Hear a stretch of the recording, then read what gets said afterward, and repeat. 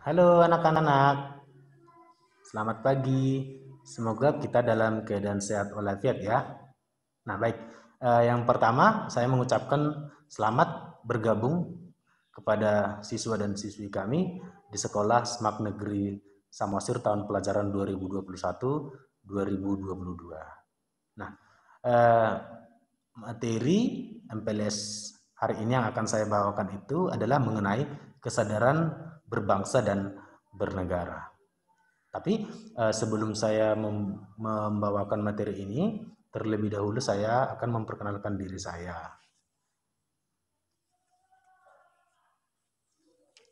Baik, nama saya adalah Agustinus Nainggolan. Di sekolah ini mengampu mata pelajaran geografi.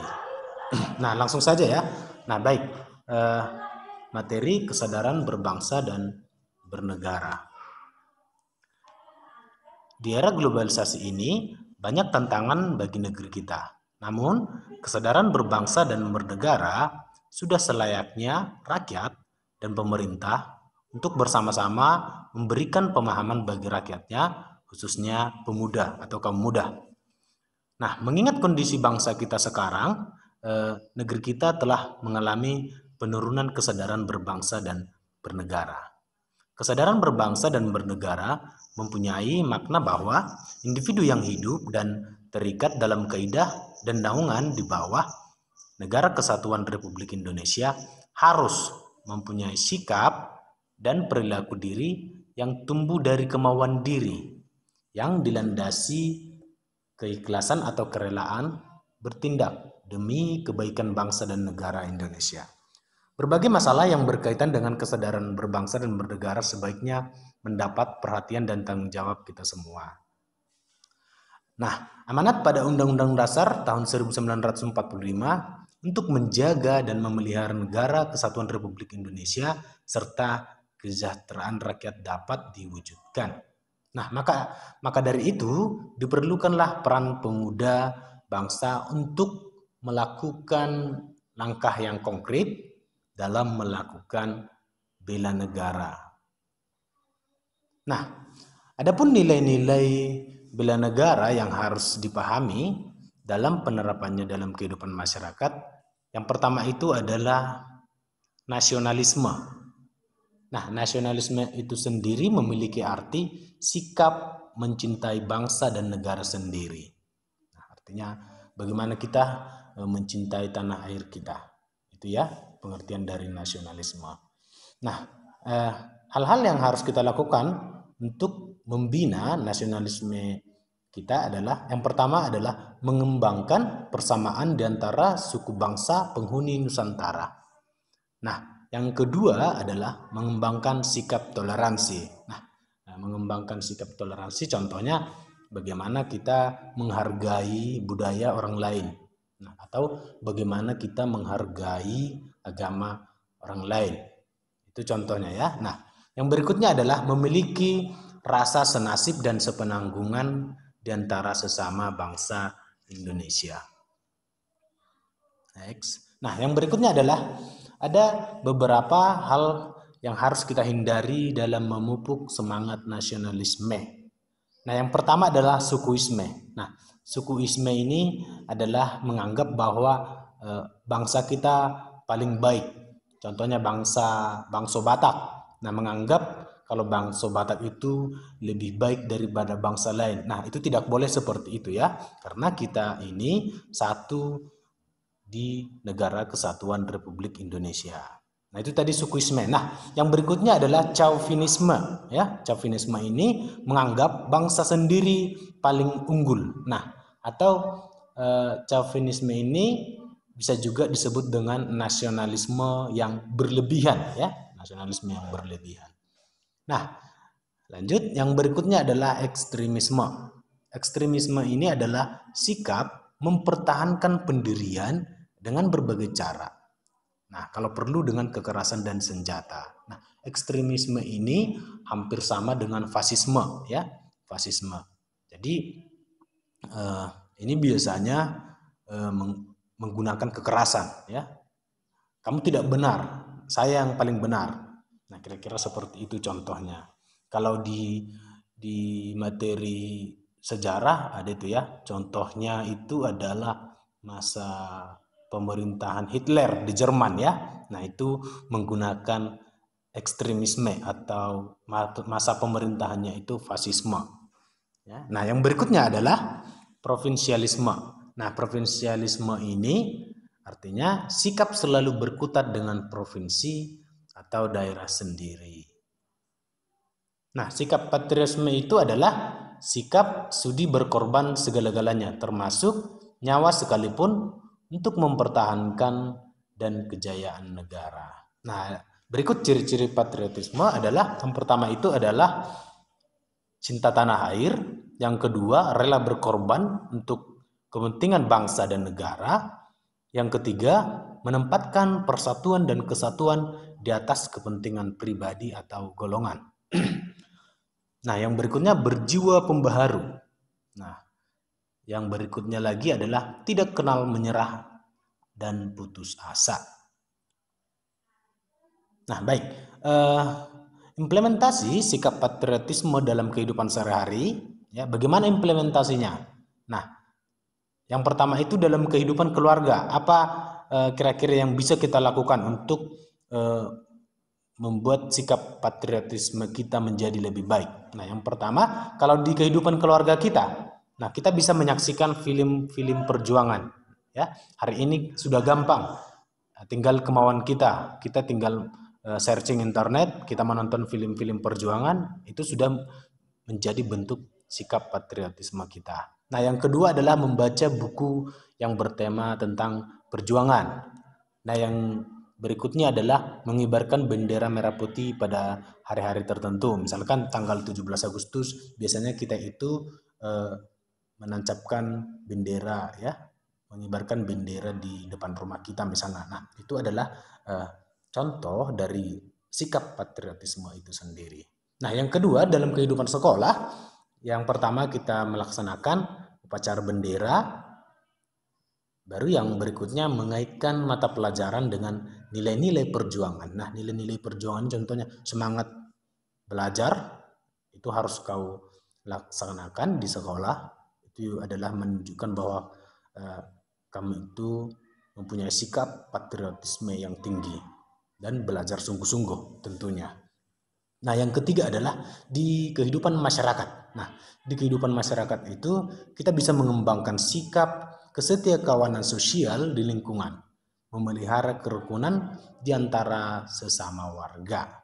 Nah, baik, di kehidupan berbangsa dan bernegara yang kita lakukan itu adalah meningkatkan persatuan dan kesatuan, melaksanakan Pancasila dan Undang-Undang Dasar 1945, mendukung kebijakan pemerintah, mengembangkan kegiatan usaha produktif, mencintai dan memakai produk dalam negeri, tidak main hakim sendiri, ya, menghormati dan menjunjung tinggi supremasi hukum. Nah, maksudnya di sini kita harus taat pada hukum. Artinya semua manusia, semua masyarakat itu sama di mata hukum, ya. Dan bisa juga menjaga kelestarian lingkungan. Nah, sekarang masuk kita ke bagian 4 pilar kebangsaan ya. Nah, 4 pilar kebangsaan itu yang pertama itu adalah Pancasila, yang kedua adalah Bhinneka Tunggal Ika, yang ketiga Undang-Undang Dasar 1945, yang keempat Negara Kesatuan Republik Indonesia. Nah, nilai-nilai yang terdapat di dalam Pancasila yang pertama adalah nilai kedamaian, yang kedua nilai keimanan, yang ketiga nilai ketakwaan. Nah, ini terdapat dalam sila ketuhanan yang Maha Esa. Nah, untuk yang kedua ada kesetaraan, ada keberadaban, ini termasuk ke dalam sila kedua, kemanusiaan yang adil dan beradab. Nah, yang ketiga adalah Persatuan Indonesia. Nah, Persatuan Indonesia ini mengungkapkan bahwa adanya persatuan dan kesatuan di negara kita atau di dalam bangsa Indonesia. Nah, yang berikutnya adalah ada mufakat dan kebijaksanaan. Nah, mufakat dan kebijaksanaan ini terdapat di dalam sila kerakyatan yang dipimpin oleh hikmat kebijaksanaan dalam permusyawaratan perwakilan atau sila keempat. Nah, untuk pengamalan sila yang kelima adalah keadilan sosial bagi seluruh rakyat Indonesia. Ini termasuk ke dalam kesejahteraan dan kemakmuran masyarakat. Nah, itulah nilai-nilai yang terdapat di dalam Pancasila itu sendiri. Nah, yang berikutnya adalah Undang-Undang Dasar 1945. Nah, jadi tujuan pokok ya, ada beberapa tujuan pokok UUD 1945 dan fungsinya. Nah, apa fungsi Undang-Undang Dasar kita? Apa fungsinya? Nah, yang pertama adalah sebagai landasan konstitusional atau landasan ideal yaitu Pancasila. Nah, yang kedua, Undang-Undang Dasar itu sebagai alat pengendalian sosial. Nah, yang ketiga, Undang-Undang Dasar itu sebagai alat untuk mengubah masyarakat. Nah, yang berikutnya adalah sarana penggerak pembangunan. Yang keempat, fungsi pengayoman. Yang kelima, sarana mewujudkan keadilan sosial lahir dan batin. Yang berikutnya adalah alat politik. Nah, ini berhubungan kepada supremasi hukum ya. Itu adalah fungsi dari Undang-Undang Dasar tahun 1945 itu sendiri. Nah, pilar kebangsaan yang berikutnya adalah Bhinneka Tunggal Ika. Nah, Bhinneka Tunggal Ika ini memiliki arti yaitu walaupun berbeda-beda tetapi tetap satu. Ya. Nah, jadi dalam Bhinneka Tunggal Ika tidak dapat dipisahkan dari Hari Kemerdekaan Bangsa Indonesia dan dasar negara Pancasila. Karena hal ini sesuai dengan komponen yang terdapat dalam lambang negara kita. Jadi, yang pertama burung Garuda yang melihat dengan lurus ke sebelah kanan. Nah, yang berikutnya adalah perisai, ya. Perisai berupa jantung yang digantung dengan rantai pada leher Garuda. Nah, yang ketiga adalah adanya semboyan yang ditulis di atas pita yang dicengkram oleh Garuda. Nah, di dalam pita itu bertuliskan Bhinneka Tunggal Ika. Nah, jadi makna lambang, kita masuk sekarang ke makna lambang negara. Yang pertama itu adalah ketuhanan yang Maha Esa, dilambangkan dengan bintang bersudut 5 yang terletak di tengah perisai yang menggambarkan sinar ilahi. Yang kedua adalah rantai yang merupakan rangkaian yang tidak terputus dari bulatan dan persegi, menggambarkan kemanusiaan yang adil dan beradab. Nah, yang ketiga, pohon beringin melambangkan kebangsaan atau sebagai tempat berlindung. Yang keempat, kerakyatan yang dipimpin oleh hikmat kebijaksanaan dalam permusyawaratan perwakilan dilambangkan dengan banteng yang menggambarkan kekuatan dan kedaulatan rakyat. Nah, yang terakhir adalah keadilan sosial bagi seluruh rakyat Indonesia dilambangkan dengan kapas dan padi yang menggambarkan tentang kesejahteraan dan kemakmuran rakyat. Nah, yang berikutnya adalah Negara Kesatuan Republik Indonesia. Nah, kenapa dikatakan sebagai Negara Kesatuan Republik Indonesia itu adalah karena Indonesia itu sendiri merupakan sebuah negara kepulauan, ya, dan bentuk negaranya adalah republik. Nah, itulah kenapa disebut NKRI atau Negara Kesatuan Republik Indonesia. Nah, tujuan NKRI sendiri itu terdapat di dalam pembukaan Undang-Undang Dasar 1945 alinea keempat. Nah, yaitu biar saya bacakan. Kemudian daripada itu, untuk membentuk suatu pemerintah negara Indonesia yang melindungi segenap bangsa Indonesia dan seluruh tumpah darah Indonesia, dan untuk memajukan kesejahteraan umum, mencerdaskan kehidupan bangsa, dan ikut melaksanakan ketertiban dunia yang berdasarkan kemerdekaan, perdamaian abadi, dan keadilan sosial. Nah, itulah tujuan dari negara kita ya. Yang pertama tadi melindungi segenap bangsa Indonesia, yang kedua mencerdaskan kehidupan bangsa, yang ketiga memajukan kesejahteraan umum, dan yang keempat adalah ikut melaksanakan ketertiban dunia berdasarkan kemerdekaan, perdamaian abadi, dan keadilan sosial.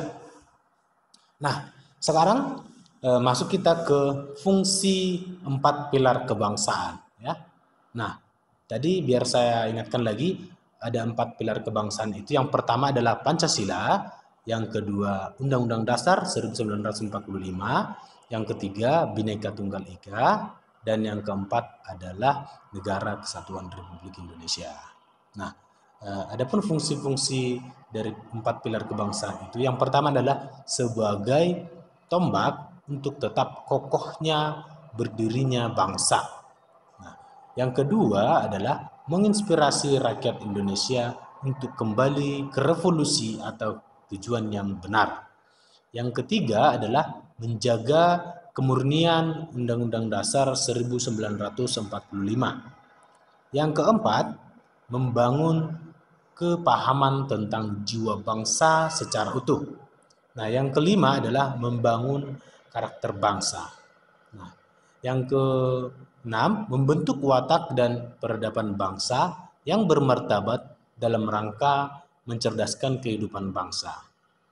Yang berikutnya adalah sebagai sarana pembangunan hukum bangsa. Selanjutnya, sarana pembaharuan masyarakat. Nah, yang terakhir adalah sebagai landasan hidup bermasyarakat, berbangsa, dan bernegara. Nah, baik, untuk materi kesadaran berbangsa dan bernegara cukup sampai di sini. Jadi materi kita sudah selesai. Jika ada kesalahan-kesalahan, mohon dimaafkan dan dimaklumi.